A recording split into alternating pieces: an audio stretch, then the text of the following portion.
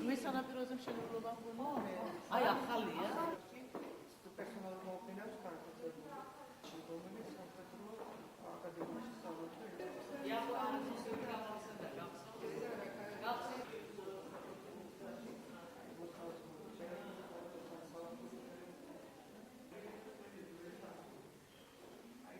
ძალიან ბევრი ნამუშევრები გვაქვს ჩვენს მუზეუმში, არის ხელოვნების მუზეუმში, გამოფენილია ის ნამუშევრები, რომელიც კერძოდ ჩვენს მუზეუმს ეკუთვნის. გამოფენილი გვაქვს ქარბატონი ოლღას სადედოფლო კაფის ზედა ნაწილი, დიადემა, მისი ხელით დააწერილი ყველა ჩანაწერები არის წიგნაკებში.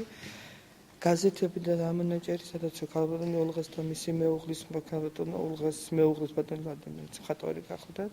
ის ფერმწერი იყო. დღევანდელი გამოფენა საინტერესოა იმით, რომ თითოეული ნახატი გამოირჩევა განსხვავებული ფერებით და სიცოცხლის უნარიანია, ყოველდღიურ ყოფას ასახავს. ამიტომ რამდენჯერაც არ უნდა ნახო, ყოველთვის საინტერესოა, ყოველთვის გიზიდავს.